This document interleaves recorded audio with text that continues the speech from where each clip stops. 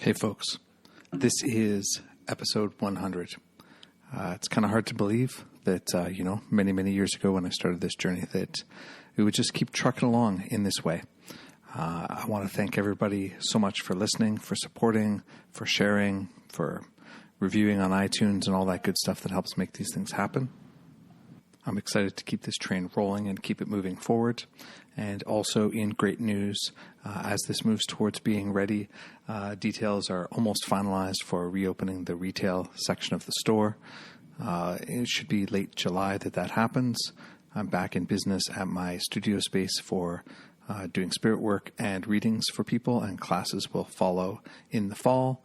And looking at relaunching the online side of the store probably in October once everything else is solid and set up. So thank you for your support on all the levels, everybody. It really means the world to me.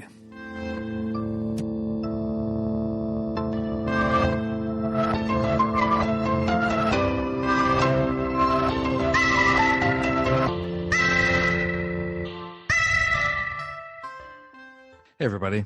Welcome to episode 100 of the Hermit podcast.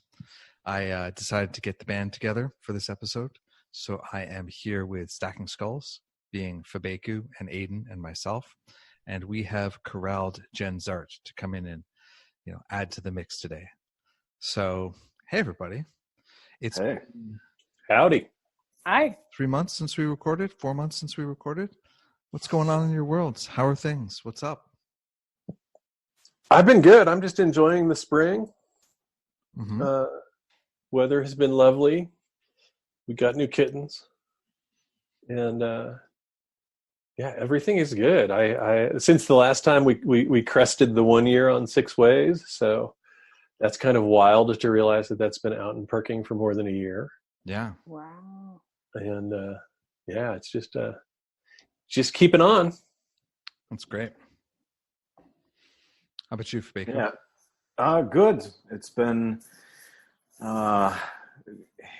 probably the best thing for me. I've been doing tons of art, just cranking out tons and tons of art on an almost daily basis, which is good and fun and exciting. And been writing like crazy, usually in the middle of the night, which kind of sucks, but at least it's getting done.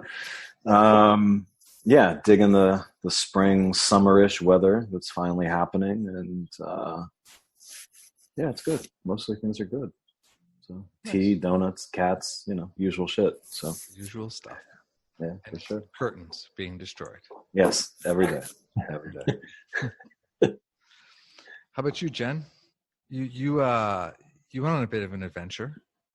Yeah, I realized I'm on day 87 of my trip, and it's been 3 continents. And also, I thought to myself, like, when I go home, I'm not really going home to anywhere specific, and that it's been almost just over 400 days since my apartment flooded last year. So I really haven't been home for quite a long time. Mm-hmm. So it's a wild ride. How do you find that sense of, continuously shifting, right? Because since the flood, you've been sort of on the move in one sense or another that whole time, right? Yeah, pretty much. I always have traveled to England for work. So when I come here, that's where I am right now. I'm in Bristol, United Kingdom right now. So I'm staying with somebody who I've stayed with for longer than I ever lived in the apartment that I had. So it feels more like home than my home did, but it doesn't have any of my stuff in it.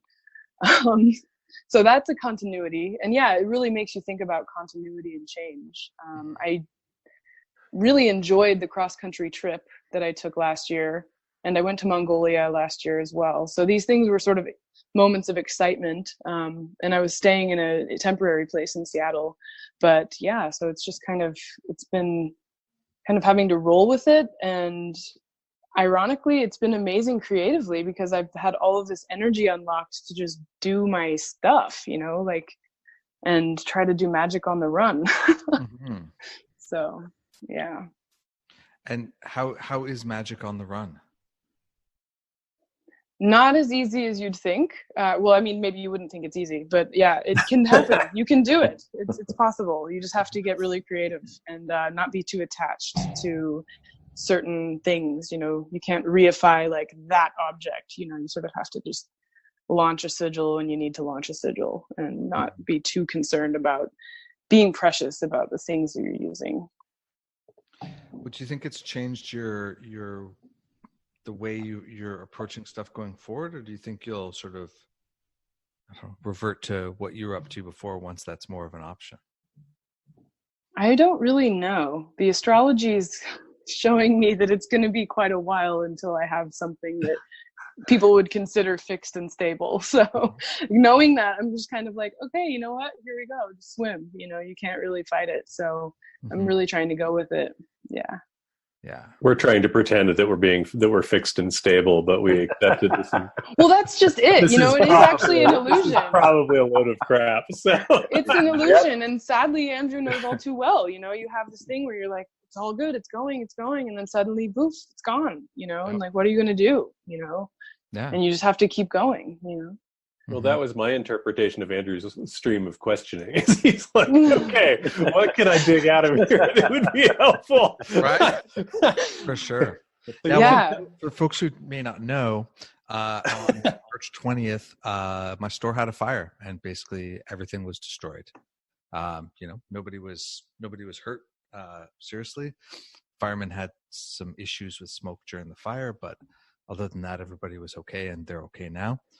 But it's a big change, right? I'd been running the shop for 6, almost 7 years. I'd been in that space for over 5, and it's, what can you do, right? Uranus transits your midheaven, and you're like, oh, I guess I'm changing a whole lot of stuff about where I'm going unexpectedly, right? Yeah, exactly. Yeah, and kind of what I hear from what you're saying, Jen, which is what I've been really trying to do is, okay, how do you just lean into that change, right? Instead of being like, oh my God, how do I get back to where I was? How do you kind of lean into that? How do you accept that and embody that? And I because, after the fire, there's so many questions about whether or not, like, what would be the future of the space that I was in. I have the answer now. It's going to be a very long time, and I'm not going back there. So that's done. What do you do next? How do you do stuff? I mean, you've been doing something for a while. It's often so much easier to sustain than it is to step back into it as if you're starting over, And so, for me, the prospect of retail is a big question mark as it stands, because rents in Toronto are insane, and because I'd been there for such a long time, I had such a good deal, right? So looking at all those possibilities, but also endeavoring to lean deeply into that change and be like, okay, what can I do? What would I like to do? Where's my excitement about this stuff? And so just last week, from the recording of this, I took over a space that I'm calling the Hermit's Lab, and it's a space to, see clients and teach, but also to, work magic and make products and make art and, really kind of get into what I've been enjoying anyways, which is the process of, like, collecting plants and making things from them, and, doing stuff like that. That's sort of, more active magic and craftsmanship, and more stuff that comes out of, my sense of connection to the land and the plants and the things that are here, so, it just clears the decks in a way, and you think differently, because all the potential things that used to be habits are completely shifted, and you can't rely on that default mode anymore. Yeah, exactly. It is an interesting thing to think about, because there's a way that I look at what I know Fabeku's up to and what y'all are up to, and the shifts that I did in the shop and everything kind of produced that same thing. Blewett and I just looked at it and went, okay, if we do this, we'll be able to pay the rent. And so let's just do that and see where we end up and what makes sense to do in there. And we're way deep in that process, because it's like, we'd gotten into the habit we were in, even though we've moved a lot, and switching that up changes the possibilities. Yeah, I think it's interesting because I was thinking about, I mean, for me, a lot of the flux and shift, it hasn't been location based so much because that hasn't been much of my experience. But, there's just been weird health shit in the last handful of years, and stuff just pops up out of the blue. Like everything is totally cool. And the next thing you're in the emergency room and they're like, oh, you could have died. And it's like, what the fuck has happened? Right. And then on the other side of that, things are different. And you, like Jen was saying, you end up doing magic differently. Again, for me, not because I'm traveling and don't have access to my stuff, but because there's different physical capacity, or there's different energetic capacity, or there's just different bandwidth. And, I was thinking, I think originally one of my main drivers in getting into magic was this was, 30 whatever years ago. So it shows the sort of, naivete of youth, but it was this desire to somehow control the chaos, right? Like if I can just get a firm enough grip on it, then shit won't pop up out of the blue and shit doesn't happen. And these weird things, of course, all this anxiety, fear driven kind of stuff. And then at some point you realize, oh, that's not the way life works. Right. So instead, now it feels to me like magic is more about, for me, figuring out how to sort of surf that chaos, how to stay on the board instead of getting taken under by the waves and drowning in the process, and realizing as the wave travels, as it goes, life looks different, magic looks different, the responses to magic looks different, and just learning to be way more fluid with that than I ever really thought I would be or could be or even wanted to be, really. So. Yeah, I mean, I think that the magical cultivation of resilience and capacity to go with the flow, it's not sexy, right? Not at all. Not at all. I think I make it pretty sexy. I have to differ. I think we all make it pretty sexy. But I think if one was to publish a book that says, the magical guide to resilience, I'm not sure it'd be a bestseller,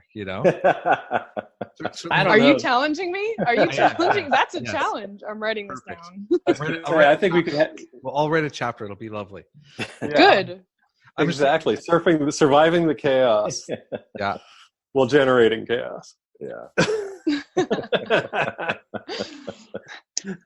But yeah, that is a lot of what's been going on, right? And a lot of what I've been doing, I only recently returned to divining for myself. I was just like, what am I going to ask? Is it going to be okay? Is it going to be okay? Is it going to be okay? It's like, well, just work at it. Work at making it okay, as opposed to like, going to the cards all the time and, that kind of stuff. And, and I think that a lot of the stuff that makes getting through these challenging times possible is about just showing up where you're at and being okay. This is where my health capacity is. This is where my energetic capacity is. This is, it's like you go there and then you work from that place, and then that's either the new limit for the time being or a permanent limit or whatever, but you just kind of keep trucking with that, right? I mean, I think that's the deal. Absolutely. And I think it's super interesting because it's there was a guy who was one of the co-trainers at a strength training seminar thing that I did years and years ago, who dropped off the map. He had kind of a highly relevant website for me for a while. Around 2010 is when I was kind of really involved in his stuff. I don't remember him from the seminar, but I know he was there assisting. And he just popped back up on my radar because he had in the interim become a Green Beret medic and then got blown up and lost both of his legs. And the thing that is the most fascinating to that about me is it's like it really made me look at how much I because the guy looks great. He's like, his target is like, I won't be able to ski this year, but next year I'm skiing. And he's got that kind of capability to ride that and go, okay, I did this thing that truly mattered to me, and this is part of what came from that, and so that's just what it is, and let's continue. And I think it's been very helpful for me with it that he popped up when he did, because I was kind of being a whiny person about some stuff. And it's like, oh yeah, no. All of this is kind of because of how I chose to live my life. And all of that. And I haven't had anything severe happen. It's all good. It's all stuff I can functionally work with, you know? Mm-hmm. Yeah.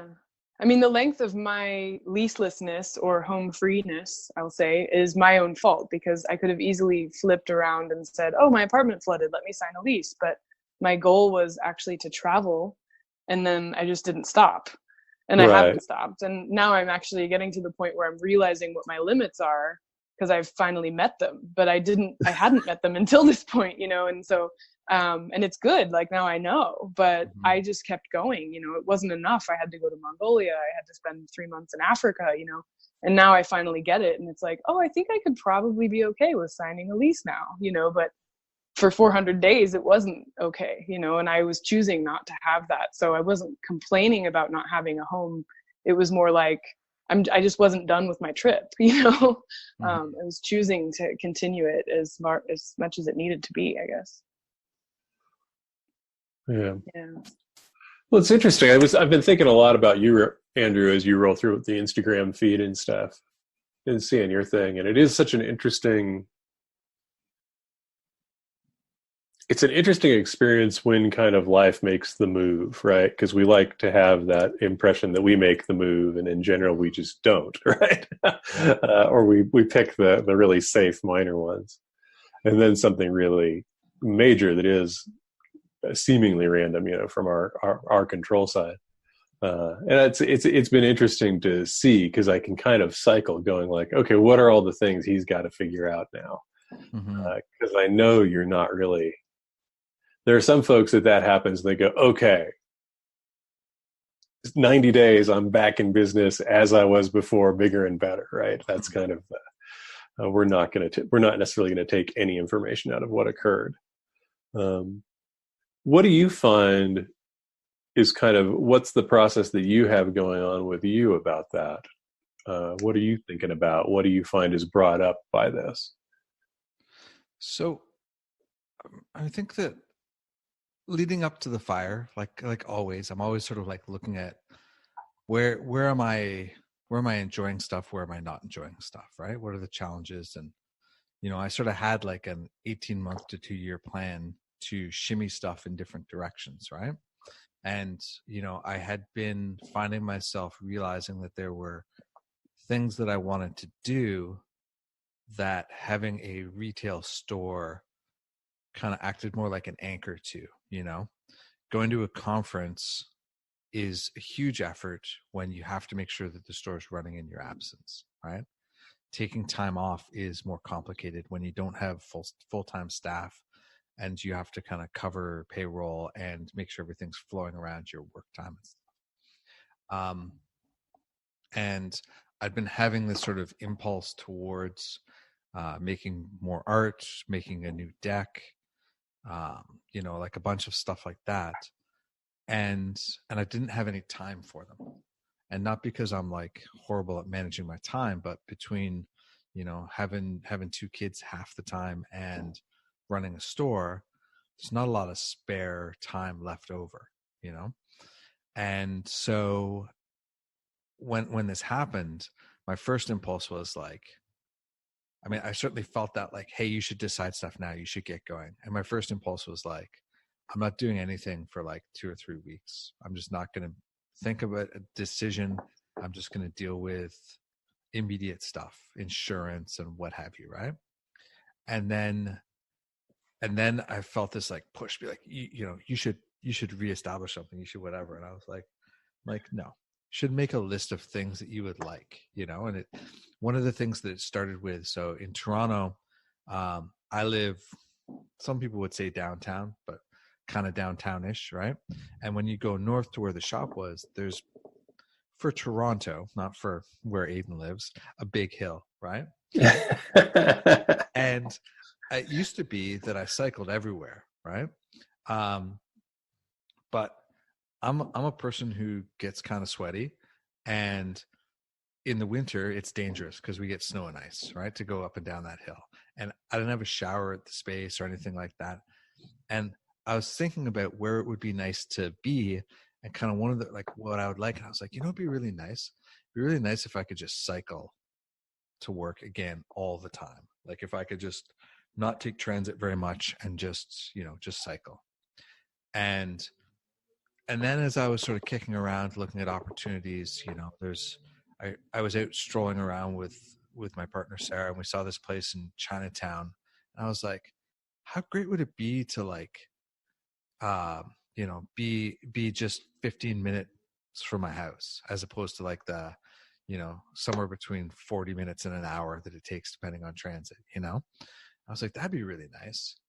And it just sort of became this like question of like, what's possible and what can I make happen and so on. And then my other partner, Aaron, sent me a link to this space that I ended up getting, which is literally a 5-minute walk from my house. And it's just it's amazing, right?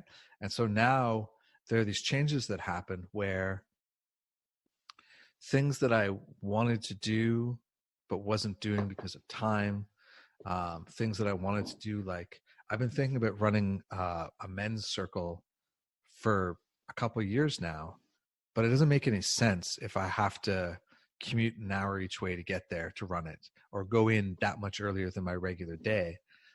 But now I'm like, oh, it's a 5-minute walk. I could do it on any day that I feel like.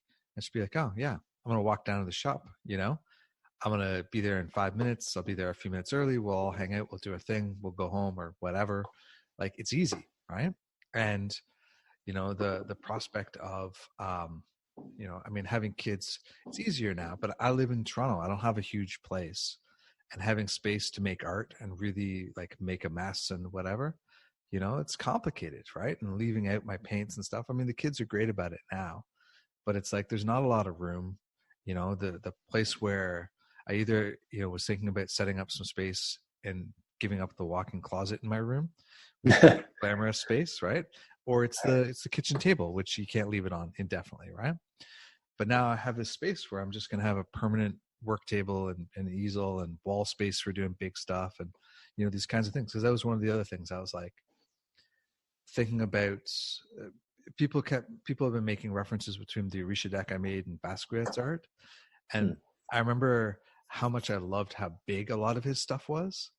And I'm like, I would love to be painting big, but I just have nowhere to do that. Well, I've got 25 feet of wall space here. It's got nothing on it, and it's just plywood on the floor. I can do whatever I want on it, So it's this process of like, looking for where the excitement is, looking at, I sat down one night and made this big list of, okay, I'm kind of panicking about what the future is. How do I make the kind of money I was making before, which I need to support everything that I do in my life? How do I get to that? And my partner Sarah and I made this list of like, okay, well, what's everything that you can or have or would like to do for money? And just like going down the list of all these things. And, one of the great realizations was I was like, okay, what do I need for these things? And the only one that requires a store was retail, right? That was the one on the list that actually required it. And there's like, a whole field notes little pocket journal of like list of like 25 things that I could do or have done or, are currently doing that I can just opt into instead. Right. And it's just, so it's not like I've been sort of, I don't know, aimlessly leaning into abundance mentality and thinking that I'm going to just manifest everything without kind of thinking about it or working at it.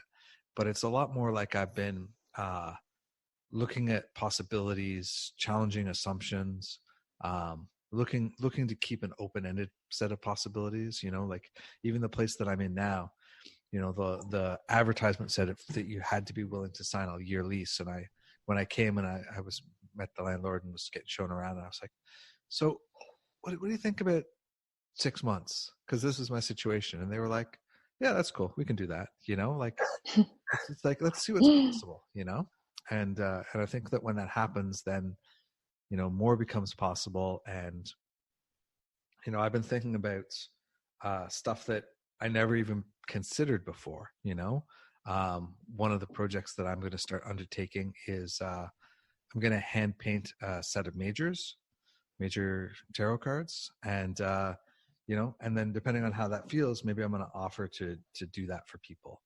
and Right. like Awesome. like my friend Sullivan, who from Tarot Sheet Revival, who does the Budapest Tarot and other stuff. Hey Sullivan, if you're listening, this is the question I'm going to email you about soon.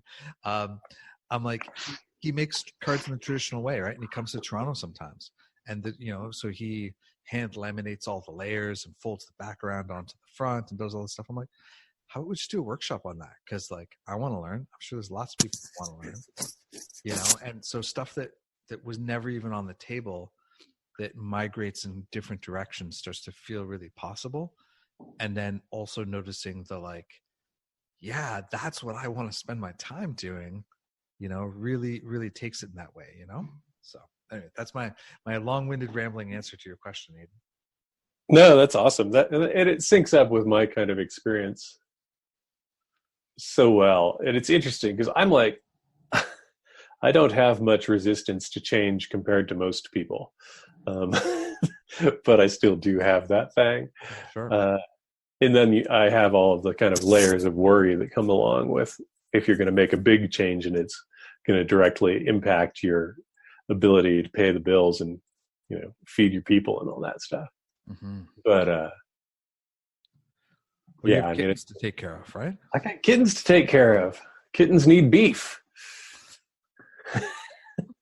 Beef is the answer to all kitten ills. It's true. They're like a little off and not right. And we switched them to half beef and they're giant now and totally healthy. So beef is the answer. Perfect. I think the piece of it that makes sense in my experience, what you're talking about, is that that kind of figuring out where the zing is, figuring out the things that are exciting, figuring out it sort of, once the chaos happens, it creates this weird kind of break-in state where rather than just continue to roll through the list of shit that you do every day and assume that that's the program and that's the thing, you have a moment where you either get to or have to look at that stuff and say, wait, is this really the stuff I want to do? Is this the stuff that matters? Is this the stuff I'm excited about? Is this the stuff that drives me? If there's, whatever it is. And, I mean, it's certainly been, kind of a big reassessing and reshuffling of some of that stuff for me, and, kind of redistributing the weight of attention and, what I'm spending my time doing. And, I think for me, that kind of syncs up to that deeper idea of looking at that chaos and kind of relating to it as sort of building materials. It's like somebody takes it and throws it all up in the air, and it's like, okay, now that it's everywhere, rather than look at that as some tragedy, and not that there's not tragic components to it, obviously, but rather than sort of drown in that, looking at, okay, now that the deck has been reshuffled, how can I reassemble this stuff? What do I want to keep? What do I want to toss out? And if this is what's left, then what is the new octave of stuff look like on the other side of this weird chaotic event? So, yeah. I mean, one of the things I find myself saying sometimes to people around the tower card is, when the tower gets struck or whatever that disruption is, you have a choice, right? You can either be like Bugs Bunny in the cartoon, sticking fingers in holes in the dam and hoping that it's not coming down, or you can get it to sledgehammer and help. And then once it's disassembled, then you call in the architect and the engineers and, work together to figure out what's happening next, right? Yeah. So, mm-hmm. So, and I also think that, one of the things, to be clear too, because I think that there's a lot of I just overcome stuff out there, right? And this process and what I'm talking about now, it's almost 3 months post fire, and I was in shock for the first 2 to 3 weeks, literally just still physically in shock, and there were times, I'm usually a person who has a lot of control over their mind. I spent years sitting and meditating and training myself in different magical and sort of yogic driven ways. So for me to not be able to wrangle my mind back under to, some semblance of control is, it doesn't really happen much. And it totally happened after this. I was out at a concert and I was just watching my friend play, and then this thought just came into my brain, which is, your house is on fire. Your house is totally burning down right now. And people are trying to call you, and you're in the concert and you can't hear them. And I couldn't restrain it. In the end, I pulled my phone out and looked at it, and I'm like, nobody's called me. If someone, at that point, I was like, okay, now nobody's called me. Somebody would have called me if my place is on fire. There are lots of people who would get direct a hold of me.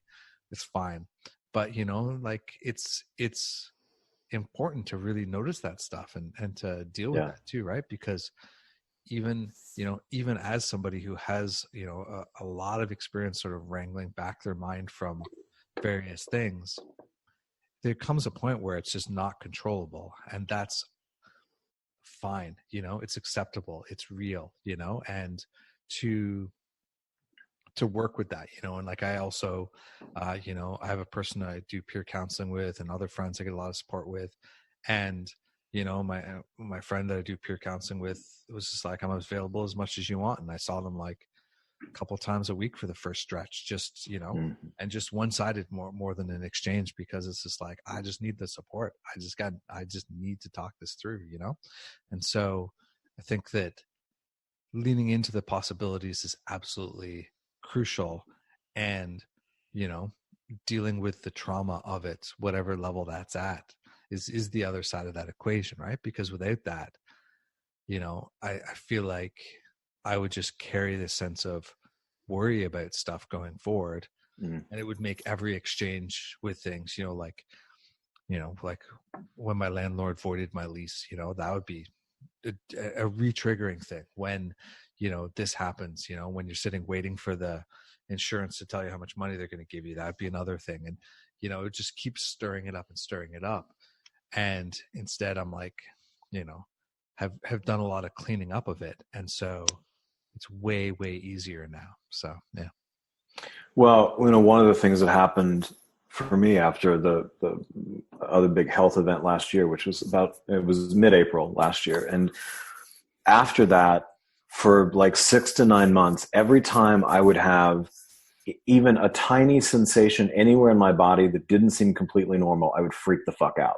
It was like, that's it. It's happening again. I'm about to drop dead. What's going on? And at one point I was talking to my doctor and I said, listen, this is a thing that happens. And she said, right, you get that, like, people get PTSD or some version of PTSD from events like that pop up. And I was like, what? And she was like, come on, like, this is a thing that happens to people. And so I get that. I think that and I appreciate that you brought that up, because I do think that it gets a little, the conversations about it get a little one-sided. I mean, the possibility is great, and that's useful and important and helpful. And there is this other shit that, it just kind of goes along for the ride with these weird kind of chaotic life events, and then figuring out how to manage that and how, like you said, kind of clean it up. And for me, it was a process, and it's still kind of a process sometimes of, like, how do you peel those layers of that charge off of that thing to where, when your leg goes numb because you're sitting weird, you're all of a sudden like, I'm about to drop dead. And then you just lose your shit, because it's inaccurate and not helpful, but I think that that's it. And, one of the things that my doctor said to me, it was interesting, is she said, well, over time, she said, I get that you're not going to love this answer, but she said, over time, you'll get that you're actually not about to drop dead. Because these things have come and gone, and they pass, and you're still here, and it's fine. And yeah, I didn't really love that answer too much, but that's it. I mean, that is part of that sort of peeling off of the charge. And I think that's a huge part of the process. It's a huge part of the process, for sure. Yeah. It took me a long time to feel that charge dissipate. When I was in downtown Seattle, it hurt. And that's one reason why I kept leaving, was because it hurt too much to be near my old apartment. I felt like it had somehow spontaneously rejected me and said, no, you can't live in downtown Seattle anymore. And it was physically painful. And it wasn't until I got back from Mongolia that it started to be, and that was about 4 months after the event. And then it slowly started when I would leave and come back and leave and come back. Each time I came back from a long trip, it would be less painful and less painful. And now I can walk around just fine and I don't feel as much, but being there was painful. So I had to go and then return, and it was almost like I had to establish a new story of my relationship to the city, because my only relationship had been with that apartment. And suddenly that was gone. And it was like, now how do I live here? I don't know how to live here. It doesn't want me. You know, it felt like it was rejecting me. So I had to reestablish that relationship by rejecting it many, many times before I could say, oh, okay, yeah, no, I think I can actually do this, you know? Yeah, it is really interesting. I'm leaving you. Yeah. Yeah, it's super interesting because I do think that I think that we've been overall pretty good in these conversations of kind of going back to the reality, because it's, you know, it's like Fabeku and I have kind of, you know, I was thinking about this the other day. Our timelining on a bunch of stuff has been really similar, even though what's gone on for us is very different. And for a lot of that, I was a wreck. You know, it's like I was totally able to do certain pieces of what needed to be done, and then there was a bunch of shit that just kind of had to be jettisoned. And I do think that it's kind of what you're talking about, Jen, is like post-injury and surgery and stuff like that. It's been really a weird feeling out process, getting comfortable moving pretty actively and doing what I do, because it's like, so I could pick this thing up, and I know that will be good for my body overall if I get back to working out, because I kind of need it, but is this going to cause me to have to go back and get opened up again and fixed again, right?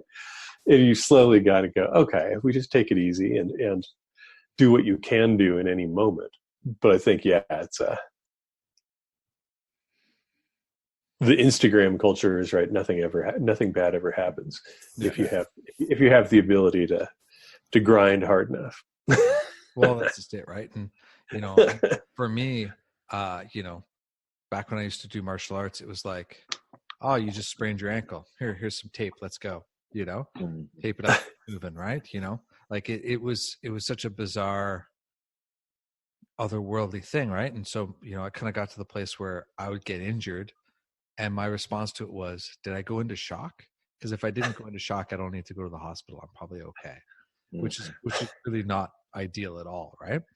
And so, like, you know, as I get, you know, some injuries and stuff around climbing, you know, and going back to climbing, it's always tempting just to push, and I'm still, you know, you could still be strong and weak at the same time, right? Like with injuries, you know. And so I was like, how do I control this? How do I like derail my impulse just to like get excited? And it's not even about being macho in that sense. It's just like, oh my God, this is so fun and this is so exciting. I really want to like hang off this upside down thing and try and do this move now, right? And it's like, oh no, that's not good. And so I was like, okay, what I'm going to do is this.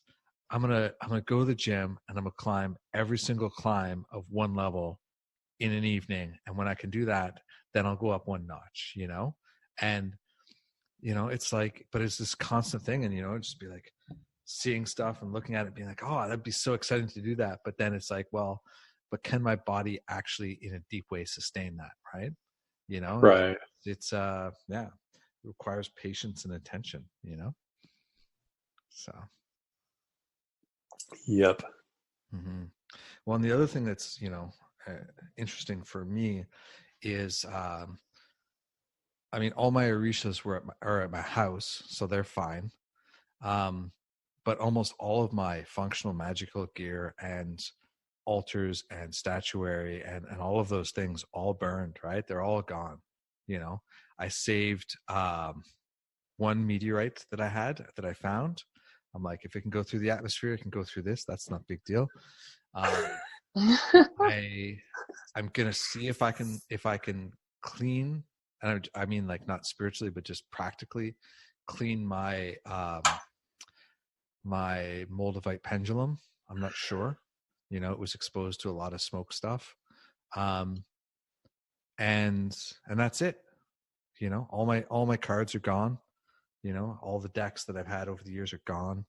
You know, and I mean, for me, it's fine. I can replace many, if not all of them, and I don't really need a ton anyway. But yeah, it's this question of like, okay, what do I need, And I just remember there was a time in the process where it was kind of getting down to, they're like, okay, so the engineers have been in, it's safe. You need to go in and decide what you're taking. And then everything else will get disposed of, right? Because, although a lot of people were like, oh, you can clean stuff and whatever, it's like, my couch burned. So like all that styrofoam smoke is in the space, like so much toxic stuff, right? And it's like, yeah, maybe you can clean that off, but I'm not really sure. And I don't really that's got toxic stuff on it. And I don't want to keep a lot of stuff, and that smell is really hard to get rid of, even off of hard stuff, right? And so I just kind of went in and went where all the shrine stuff was, and just brought flowers and was like, all right, so this is a juncture, my friends. If you want to continue with me, let's continue. Let's carry forward. And if this is a time at which you want to, go on to do something else, then let's call it at that, and just spending some time there. And, it's sort of, there have been a bunch of conversations where people, expressed sort of the loss of these items was the loss of that connection to spirit. And, for me, it hasn't really been, and I don't think that it ever needs to be, but I think it's easy to identify in those kinds of ways. And, I'm like, I wonder how that is for you, Jen, too. Like, did you lose magical things that you've had to reorganize yourself around? I did not. I had a very lucky experience in that the part of my house that flooded destroyed property I was already getting rid of, but that was quite valuable. And so it turned into a car. So my apartment left. My things were fine, and the flood happened in a part of the apartment that made it unlivable. It was the entryway, the bathroom, and the front hallway. And there was nothing in the bathroom of worth. And then the front hallway, there were stacks and stacks of astrology books that I was going to sell, but they were all destroyed, so I couldn't sell them. And then the insurance replacement cost was enough for a down payment on a car. So I ended up converting them that way. And anything else, it was, not really things that I missed. Certain things I had to get rid of because they got wet, and it just was, we didn't know what was in the water, basically. But overall, the most important things did get saved, and so I was lucky in that way. But I put it all in storage, so I haven't really had access to it up until just before this trip. But then I left for 90 days, so it still is like not in my possession. But so yeah, our stories differ somewhat in that respect. And I feel really lucky that I didn't lose everything in that way. Yeah. I had a feeling that the protection magic that I had set up in my house was quite strong, and it could have easily been that the water had gone in the other direction, which would have been catastrophic, but it didn't go that way. So, and also in terms of timing, as Aidan, you were speaking that you and Fabeku had the lineup. Fabeku's health incident happened the exact same weekend that my flood happened. So we were commiserating about that at the same time. Right. Holy shit, what is going on right now? Yep. So, yeah. Yep. Yeah, it is. It's a peculiar thing. I had,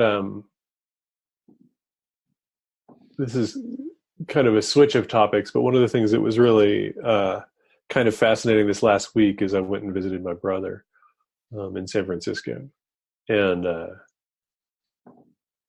his place is super cool, and they do an amazing amount of really cool work.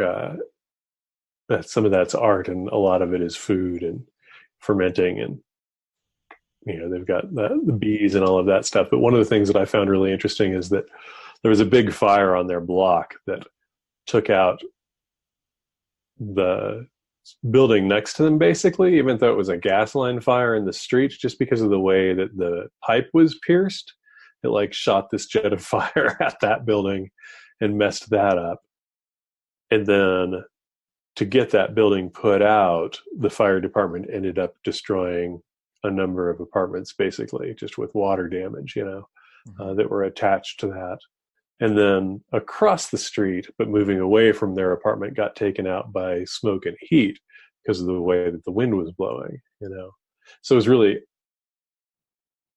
I'm sure that they had way more awareness than I did, but it was very odd being in this house that was like, a couple of feet away from not existing with so much stuff in it. That they've put so much work into. And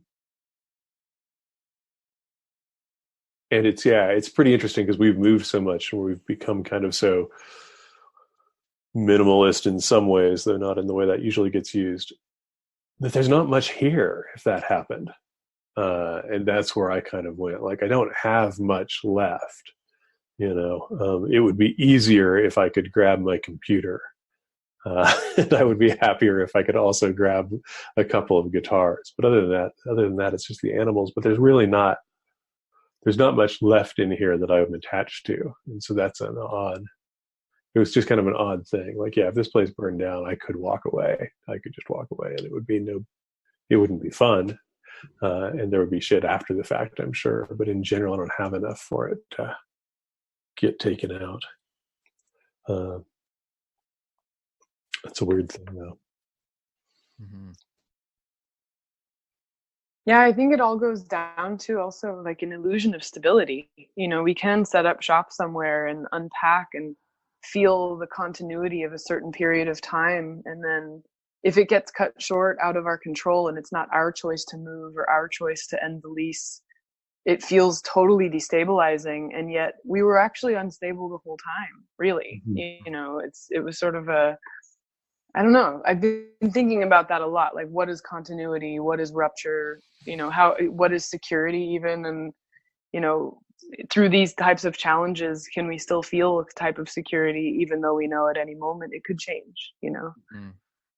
Well, for me, what's been interesting with that, kind of going back to that kind of post-event sort of panic trauma stuff that would kick up, and I'm not pretending it's all the way resolved, but I think the way that I finally figured out how to manage it on a day-to-day basis was like I started to figure out, like, what do I do? Like, how do I amp this anxiety down so it's not a constant thing?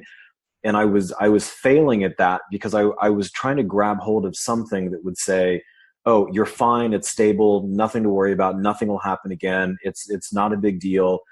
And that was bullshit. And I know it's bullshit because, that's Jesus, I'm 44, shit happens. And so that's ultimately how I started to amp it down. It's like, well, the way you amp it down is you realize everybody dies, and everybody dies at some point for some reason, however that happens, and you really have zero control over it. So this constant anxiety and this grasping for some kind of control mechanism that absolutely doesn't exist, it's an unwise investment at the end of the day. It's unwise and it's ineffective.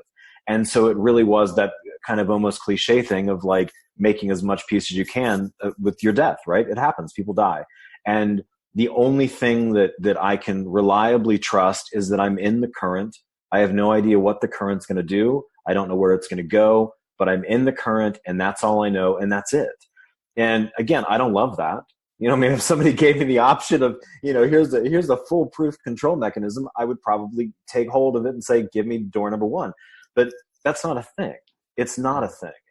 And the interesting thing, and I fought that as a resolution because there was a part of me that kind of increased the panic for a minute. Like, well, that's a shitty answer to the question. But then when I realized that's literally the only answer to the question, that is it. It might be shitty, but there is no other answer. Mm-hmm.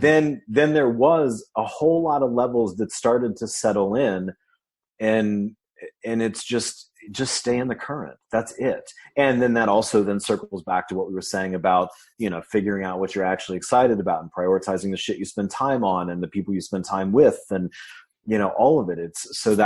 That for me is the thing. And I don't, and I want to be clear, like, I'm not coming at that from some enlightened state. Like, it's not like, oh, I realized my own mortality and I'm at peace. I'm not at peace with any of it, but it is what it is. And so that the constant trauma response has amped down considerably once I realized that just stay in the fucking current. That's it. That's the only option you have, really. So, well, and I think that, too, like, we all do some form of looking towards the future in divination, astrology, and whatever, right? And, people ask me like, oh, is that, did you see it coming? Did you whatever? And I was like, No, I mean, I didn't see it coming, right?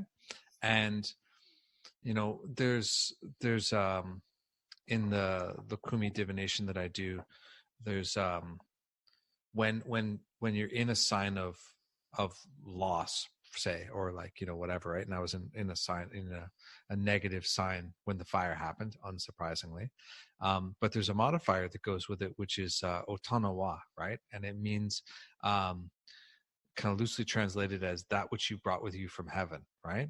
And it tells you that it was immutable, right? That whatever this is going on, the actual core of it you can't change.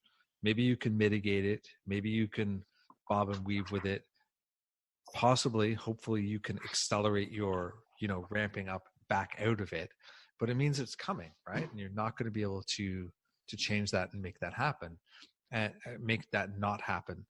And understanding and thinking about life in those ways, where it's like, I'm literally in a time where what so many things are beyond my control, and that energy continued for a good stretch, right? Because the insurance company's going to do what the insurance company's going to do. I have some say in that, but not a lot. The landlord's going to do what they're going to do. The other people are going to do what they're going to do, and you have to make some kind of peace with the fact that all you can do are those things that are in your control, and keeps, as you say, staying in that flow and moving forward. So.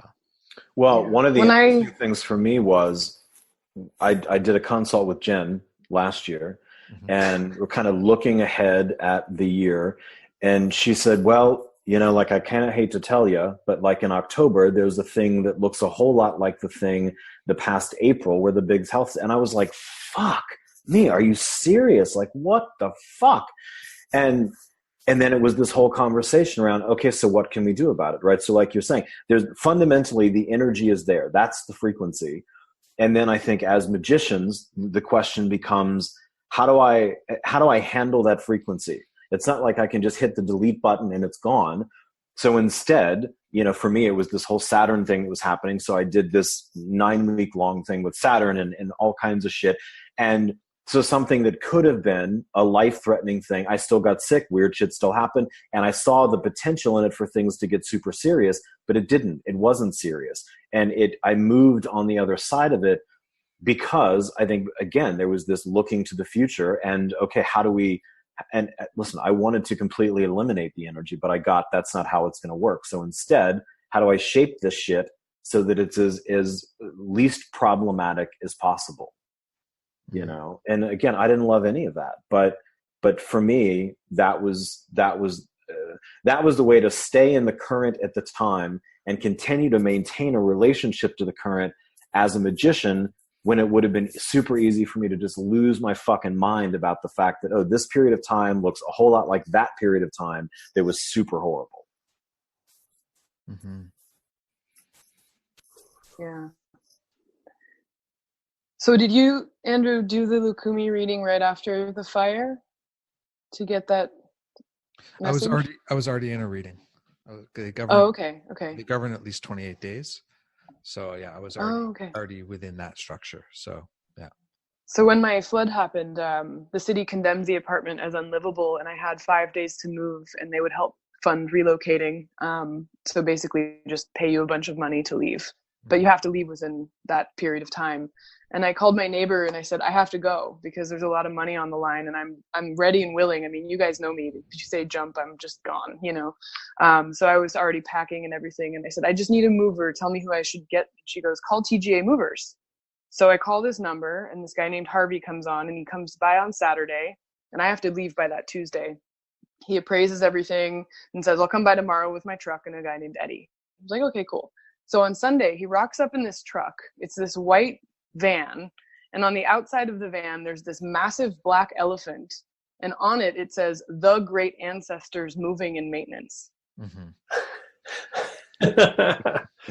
So I'm like, you mean the great ancestors are moving me out of this flooded apartment? Like, so it suddenly went from being this like very traumatic, like, holy crap, my life has just completely changed in one weekend. And I had to come back from, you know, speaking in a planetarium about astrology I was in Alaska when the flood happened. So I had to fly home early, and this was like chaotic and everything. And then suddenly, like, within that week, the ancestors are moving me. And I was just like, how can this be a bad thing? You know, and it suddenly, from that point on, was like, oh, okay, like this is actually something good, you know, and it feels bad now, and it's definitely traumatic, but you just can't ignore a sign like that. I mean, I didn't even look what TGA stood for, you know, and then there it was, like the great ancestors, you know.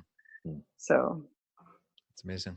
Yeah. I think that kind of going back to that thing I said earlier about originally wanting to kind of control or eliminate the chaos. Now, a lot of my magic is focused on sort of asking that the chaos works out in my favor, you know, and again, not in some weird Pollyanna, like, oh, everything works out the way it should, because I think that's a fucked up idea. But it to me, that's the way I shifted. Like, as much as I would love to eliminate that kind of chaos altogether, realizing that's not going to happen. So instead, if we can kind of slant it, so ultimately, as shitty as it might be, as uncomfortable as it might be, as horrifying as it might be, somehow it sort of shakes out in my favor at the end, as opposed to, so again, to me, that's the sort of asking the current to carry me forward versus, you know, kind of pulling you under in the undertow at some point. So yeah, for sure. I mean, I did a lot of praying to have the intelligence and awareness to benefit from situations and to find my way through them, right? You know, and I'm like, there's definitely some like, hey, everybody, grease the wheels for me, please. But then there's also the like, and help me see, help me be aware, help me like notice these things instead of just gloss over them, you know, so that I can actually, you know, benefit from those opportunities and so on. So yeah, for sure. I think that's a really brilliant thing, and it's something that is actually kind of came up in a way this morning in the 6 Ways group. Is there's this, to me now, there's this difference of how I work. Like there's the stuff like the sigils on the wall are saying, I want this, like this, right? But the vast majority of the work is more in line with what you were just describing. It's like, there's all this stuff that is always going on and always changing. And this is the general direction I'm trying to go. And what's really important is that I keep going into something that is pretty similar to that. But I don't care. In truth, most of the sigils are the best idea I have of what would get me there, right? Mm-hmm. But kind of the offering side or the prayer side, if that was how I thought of that, is way more geared towards let's let all these crazy things that occur in a way that I can use more so than not. And let me have the brains to not fight it and be able to get on that right track or get into that right current. Let me know when I actually need the paddle board rather than the straight up surfboard, because otherwise it could be a very slow ride, you know. Mm-hmm. Well, you know, it kind of segues into one of the questions that we got on Facebook. I think it was Dre was asking, what skills do you not have, you know, that you would like to have, and how might that relate to your magic as well? Like not necessarily just magical skills, but kind of skills in general, you know. Is there stuff you're thinking about learning, building up, adding to your vocabulary, or the things that anybody needs to kind of or sees it as a benefit for moving forward? Man, that's such an interesting one, because I'm always working that stuff. It's clean and press, isn't it? More clean. Yeah, totally. For me, it's like I'm trying to not live so entirely in my own head. Like I'm aware of it, but I still get trapped by it. And how that usually happens is that someone else will say something that seems crystal clear, but that I have actually totally misread. And that's my biggest thing. And that's really interpersonal more than specifically magical. But that's, I would say, my biggest that's the biggest hole that I'm aware of that I'm really working on, is especially if I think it's totally crystal clear, asking to verify, because I find that I'm usually wrong. I think for me, I was just having a conversation a couple of weeks ago. My oldest friend in the world was in town, and we've known each other since we were 3 or 4, and we were talking kind of late at night, and I said, I feel like the next level for me personally, and probably beyond that, is and one of the things you said when we very first started, Andrew, this thing of after these things happen, like you're not the same anymore.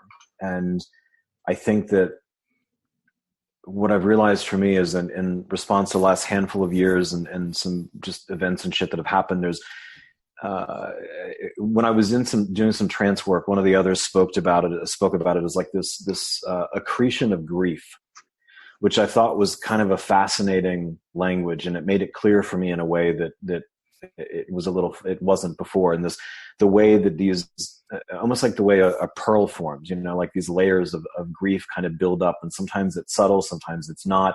But then over time, all of a sudden there's this thing that just sits there and you're like, fuck, what is this thing? And then, you realize what it is. And so I've been kind of looking at that in the way that that's affected me, and how to deal with that magically, how to deal with it in other ways, just how to deal with it personally, and kind of moving through that. And again, not in the sense of being who you were before, because I don't think that's the way things work, but how to peel off some of those layers that begin for me to feel really problematic at a certain point. And I'm making some progress, but I for sure know that I don't have the skills yet, and I don't even necessarily have a full sense of the right angle of approach. It's more, it feels, and I've had a few of these dreams where it's like being inside of an egg and kind of pecking at the wall to figure out, okay, where's the thinnest place to make this kind of initial puncture, kind of a thing.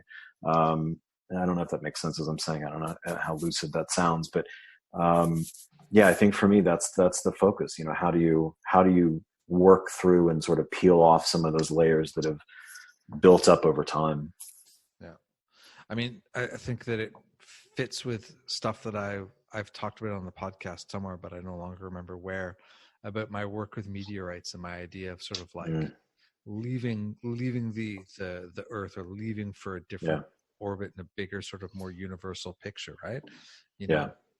I wouldn't have sort of said originally that was tied to grief, but it definitely was tied to a process of shedding a lot of things that have their roots back in some of those kinds of things, and either were either became dead and unhelpful, or were just problematic to start with. So well, and it's interesting you mentioned, because I'm sitting next to this heart-shaped meteorite that I've been hanging out with for weeks and weeks and weeks, and I get what you mean on a real visceral level with that. Yeah, that's pretty interesting. That's as you know, Fabeku, because we've talked about it some, that's a lot of what I've been doing for the last chunk of time, both on grief and then kind of on the PTSD from just being fucked with in various ways at different points, Yeah. And running a couple of people now through the process that I was given by the allies to see if it works for anybody else. Because that's not always the case, but so far it seems to be doing its thing.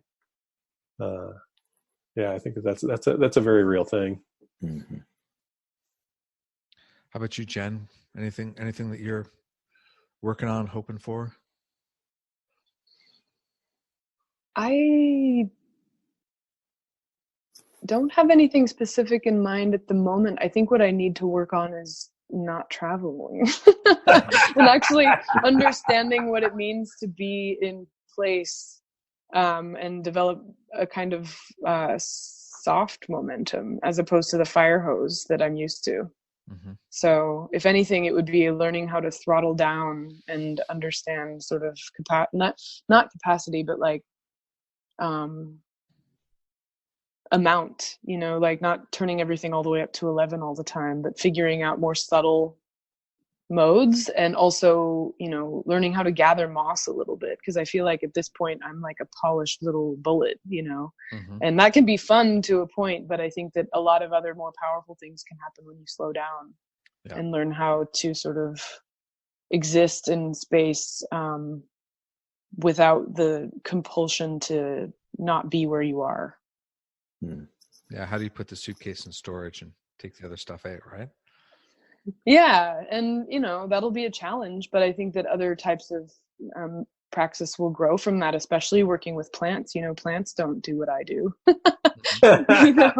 Unless it's their pollen or something like that, or their seeds, but that's different. So it's like, learning a new mode, just trying to get more grounded and learn about the element earth more and be in that space. And having visited much of the earth in the last year, it's kind of like, okay, well then pick a place to kind of be for a minute and maybe learn about what the earth is saying from that place, and sort of become more familiar with the bioregion and have a deeper conversation, given that I've had lots of sort of flirtations with many different ones now. So I think that's a big challenge for me, and that I'm ready to do that now that I met my travel limit twice. One was right after my cross-country trip in the United States. Last year, I drove 6,600 miles in the span of 6 weeks.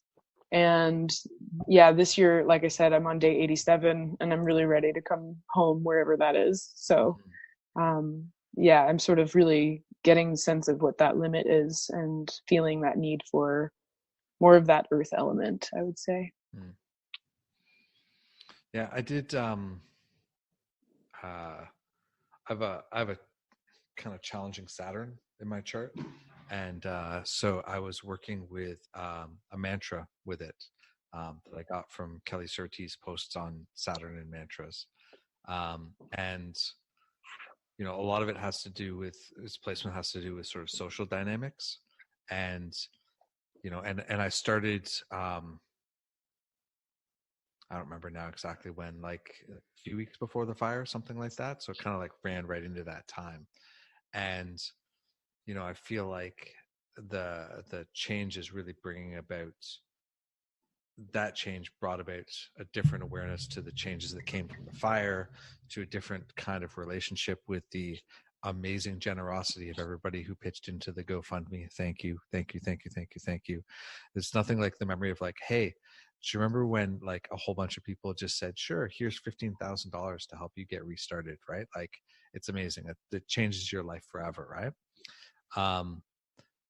And it continues to move forward in a way that changes stuff around what I'm thinking about offering and what I'm looking for. And then the skill that I'm actually planning on working on is, I've been like blah-blahing about learning Spanish for forever, for a long time. And, I make some efforts and I stop. I'm too busy and I don't get to it, whatever. But one of the things that I want to, make out of this time of change for me is that I want to devote more time and energy to studying and training in my religious practice. And, learning Spanish is not necessarily the only way for that to happen, but it is, it's a way that has been waiting for a while for me to get to, and I think will make a lot of things easier. So it's going to be a whole new world of conversations with people for me as I live. That's awesome. Yeah. I remembered the other one. I think it's. I'm pretty sure we got to check the numbers, but I think that the tool line item in the savings has achieved the point where I can buy engraving tools. So I think that's probably the next thing. Awesome. Wow. That's exciting. We will see. Yeah. It could be. It could not be. You never know. Like, oh, can I sell these on eBay? Can I get rid of them? Exactly. Exactly. How does the hand-eye coordination work with this particular tool? Because some of them you can't tell. Yeah. Andrew, what you just brought up about learning Spanish evokes something that just happened to me in South Africa when I was speaking with the Sangoma there. Mm-hmm. And he asked me why I got into German. And a lot of the culture of South African shamanism is connected connecting with your ancestors. And he's had a break in his line, and he's now reestablishing a connection to his ancestors. And I realized that when I was 15, actually I was 12 when I began German, I was meeting my ancestors halfway by learning their language, literally. And so when you say you're, going to be going into Spanish, it excites me because it's like you're reaching into meeting them halfway and getting into that tradition in a way that, like, you're literally speaking their language, and that is such a powerful connection. So I'm very excited for you. Mm-hmm. Yeah, well, I'll have to report back in about 6 months, but it's like, yeah, I mean, because one of the things that I keep thinking is like, well, right now, I mean, I obviously have a lot to do in some ways, but I also have way more time than I've had historically. And I'm like, how do I value that, right? How do I benefit deeply from that in terms of my life? And also, how do I endeavor to not return to the hustle and the grind of it all, right? Not that I was ever really a super grind-minded person, but my chart's all air and fire. I'm just like, I can just keep doing stuff. I can just keep going. Let's just keep going. I got lots of energy. I don't even need coffee. Let's go. It's like, no, how do like slow that tempo a little bit so that there's more space for, like connecting to place and, all that kind of stuff. And yeah. I don't have the embrace the hustle gene. So I'm certainly appreciating that we generated a lot more time in my world. Yeah. I was grinding beyond the comfort zone. I was grinding like the disc brakes once they're gone. You're shoving the superstructure into the rotor. It doesn't work well.